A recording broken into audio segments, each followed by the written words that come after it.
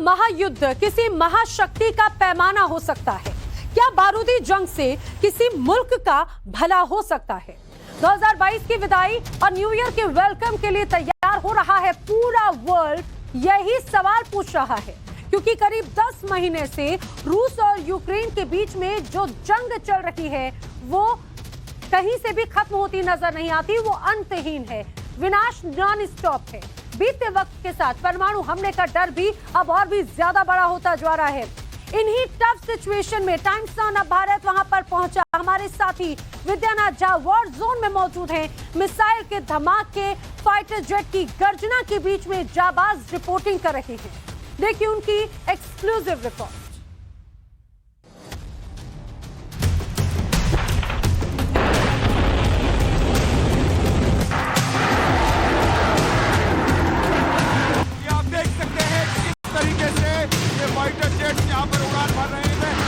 Ukraine के Bakhmut में fighter jet उड़ान भर रहे थे और इसके कुछ मिनट बाद ही पुतिन ने ऐलान कर दिया कि वो 18,000 किलोमीटर दूर तक हमला करने वाली मिसाइल को तैनात करने जा रहे हैं। पुतिन यूक्रेन को मटियामेट करने की नई स्क्रिप्ट लिख चुके हैं।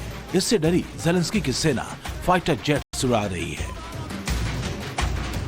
आप देख सकते हैं किस तरीके से ये फाइटर जेट्स यहाँ पर उड़ान भर रहे हैं। हम बिल्कुल बॉर्डर पर इस वक्त मौजूद हैं और फाइटर जेट की उड़ान आप देख सकते हैं और ये यूक्रेन की तरफ से लगातार फाइटर जेट्स उड़ान भर रहे हैं। बखमुट इलाके में हम इस वक्त मौजूद हैं जहां पर फाइटर जेट्स रूस की तरफ अटैक करते हुए यहाँ पर उड़ान भरते हुए हम देख रहे हैं। यहाँ पर लगातार मूवमेंट्स आप देख सकते हैं, गाड़ियों की चल रही है और यहाँ की जो आर्मी है वो यहाँ से रसद और हथियार लेकर लगातार बखमुट इलाके में जाती हुई नजर आ रही है और आसमान में गरजते ये फाइटर जेट्स चेतावनी दे रहे हैं रूस को कि लगातार हम पलटवार करते रहेंगे। और हम आपको बता दें कि ये सबसे खतरनाक इलाका है जहाँ पर इस वक्त हम मौजूद हैं।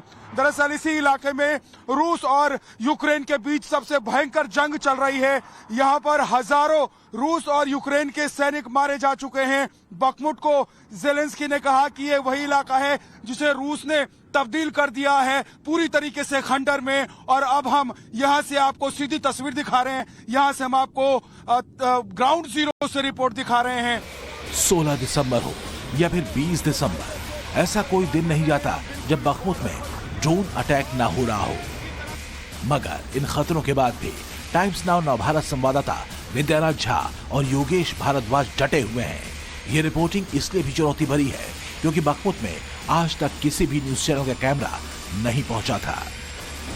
हम इस वक्त मौजूद हैं यूक्रेन के सबसे बड़े जंग के मैदान में। आप तस्वीर देख सकते हैं, यहाँ पर आर्मी व्हीकल्स लगातार आते जाते हुए दिखाई दे रही हैं और तस्वीरों के जरिए हम आपको बता दें कि ये बखमुत का इलाका है जो सबसे सेंसिटिव और इंटेंस इलाका है। इस वक्त सबसे बड़ी लड़ाई इसी इलाके में चल रही है, बखमुत में। जिस बखमुत में टाइम्स नाउ नवभारत की टीम मौजूद है उसकी चर्चा अमेरिका में भी हो रही है। बखमुत में तैनात एक सैनिक ने अपना संदेश यूक्रेन के राष्ट्रपति ज़ेलेंस्की के जरिए बाइडेन तक भिजवाया।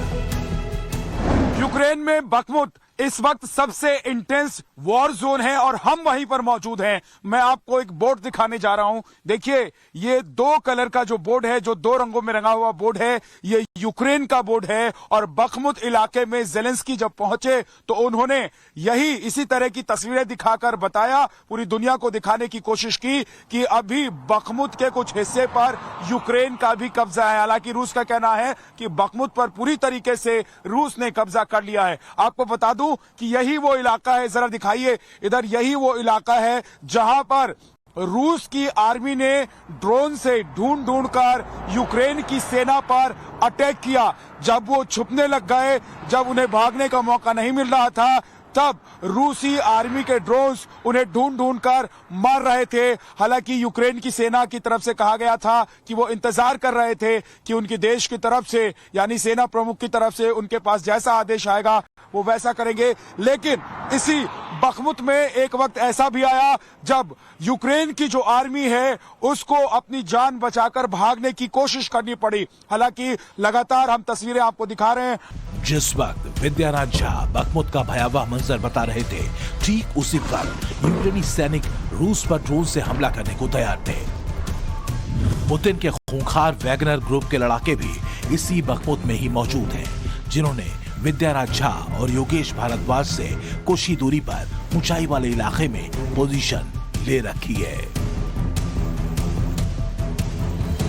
आप देख रहे हैं कि हम बखमुत इलाके में हैं और यहाँ ट्रेन गुजरती हुई आपको नजर आ रही है। दरअसल इस इलाके में सबसे ज्यादा रसद की जरूरत पड़ रही है। यूक्रेन की सेना को इस इलाके में सबसे ज्यादा हथियारों की जरूरत यूक्रेन की सेना को पड़ रही है और यही वजह है कि जहां तक अभी यूक्रेन के कब्जे में ये इलाका है, वहां तक पटरियों के जरिए यानी कि ट्रेन के जरिए हथियार से लेकर सेना तक पहुंचने वाले रसद को बड़ी संख्या में, भारी संख्या में पहुंचाया जा रहा है, ताकि सेना जो है यूक्रेन की वो लगातार इस जंग को लड़ती रहे और उसको किसी तरह की दिक्कत नहीं हो। आप देखिए एक बार फिर से हम काफी नजदीक खड़े हैं, ठीक इस रेलवे पटरी के बगल में हम खड़े हैं और यहीं से जो ट्रेनें हैं वो बखमुत तक और बखमुत से पहले जहां पर बेस बनाया गया है यूक्रेन का, वहां तक रसद पहुंचाने का, हथियार पहुंचाने का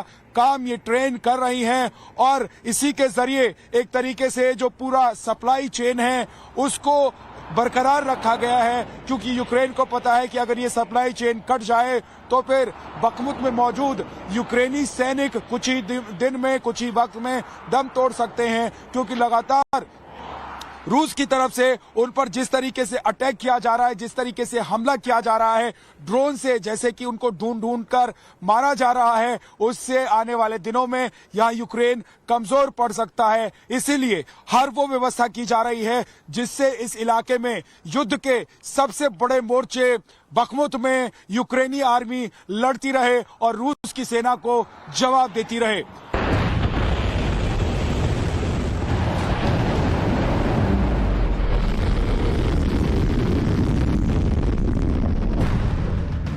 पुतिन यूक्रेन का सर्वनाश करेंगे, ये तय है और इसकी स्क्रिप्ट लिखने के लिए ज़ेलेंस्की खुद पुतिन को मजबूर कर रहे हैं।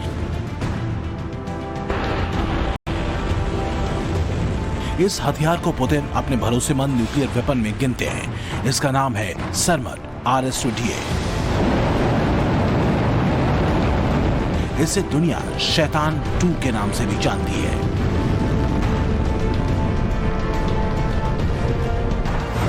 यूक्रेन से लेकर ब्रिटेन, फ्रांस और अमेरिका के टेक्सास को भी इससे पलक झपकते ही बर्बाद किया जा सकता है। पुतिन ने रूस के मिलिट्री चीफ से हुई मुलाकात में इसी हाइपरसोनिक मिसाइल को कुछ ही हफ्तों में डिप्लॉय करने का आदेश दिया है। पुतिन का ये गुस्सा नेटो देशों में क्यों खौफ बना है, वो भी जान लीजिए। ये मिसाइल 10 या इससे ज्यादा परमाणु हथियारों को ले जा सकती है। इसकी अटैक करने की क्षमता 7 किलोमीटर प्रति सेकंड की रफ्तार से है। इससे हवा में रोका नहीं जा सकता, रडार भी इसके आगे फेल हो जाएंगे।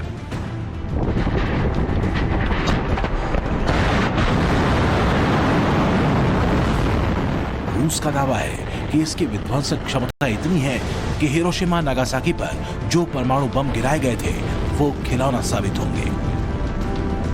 यही वजह है कि पुतिन के इस एक्शन का डर अमेरिका तक दिखा। अमेरिका ने यूक्रेन को पैट्रियट मिसाइल डिफेंस सिस्टम देने का फैसला तो कर लिया, मगर ये नहीं बता पाए कि दरअसल इसका बदला पुतिन कैसे लेंगे। How the U.S. calculated the escalatory effect of sending a Patriot missile battery to Ukraine. I did not discuss that at all with the president, but we do not. It's a defensive system. It's a defensive weapon system. It's not escalatory. It's defensive, and it's easy to not. And we'd love to not have to have them use it. Just stop the attacks. Patriot missile system की पेशकश पर Zelensky को पूरे नहीं समाना चाहिए था, मगर हुआ इसका उल्टा। उन्होंने अमेरिका से और भी पैट्रियट मिसाइल सिस्टम की मांग कर डाली। अब आपको यह भी समझना चाहिए कि आखिर क्यों पुतिन इस फैसले के बाद परमाणु हमले की तरफ आगे बढ़ सकते हैं। पैट्रियट मिसाइल सिस्टम क्रूज मिसाइलों को मार गिरा सकता है। छोटी रेंज की बैलिस्टिक मिसाइल भी ये बर्बाद कर देता है। एयरक्राफ्ट उड़ाने का मादा भी इस डिफेंस सिस्टम में होता है। पुतिन अमेरिका की नीयत और सोच को अच्छी तरह जानते थे, इसलिए उन्होंने जानबूझकर हाइपरसोनिक जखीरे को बाहर निकालना शुरू कर दिया है और इसकी चेतावनी काफी पहले से दी जा रही है। Британцы, очнитесь уже. Вы показали всему миру, что вы высокомерные, ни черта не понимающие, безграмотные нахалы, которые кроме воровства чужого ничего не умеют. У вас почему в Британском музее египетских пирамид нет? Вы просто их доточить не могли. Все, что было, сперли. Адмирал Тони Радакин. Кого ты адмирал? Где ты что добился? Еще они нам будут что-то рассказывать.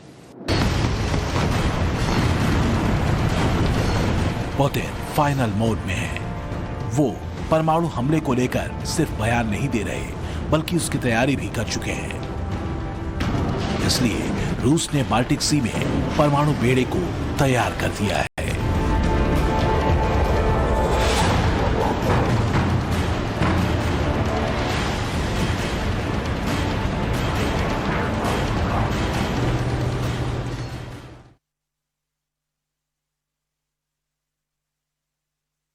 बखमुत यूक्रेन का वो बैटल ग्राउंड है जहां पर सबसे खतरनाक लड़ाई लड़ी जा रही है।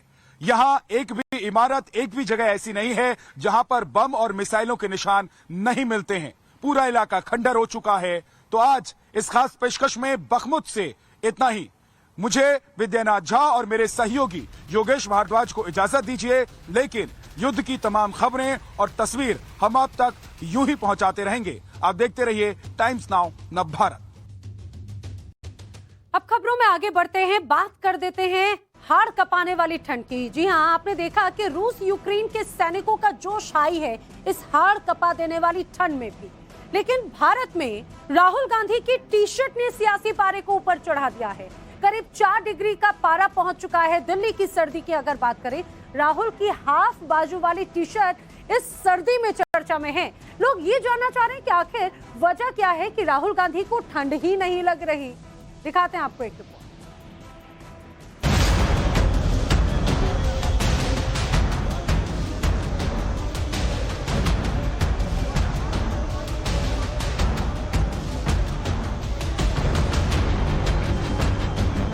हम तो ये मानते हैं कि वो रियली ये मान के चलिए कि वो सुपर ह्यूमन है। उन्हें कोई बता ही नहीं रहा है कि सर्दी आ गई है।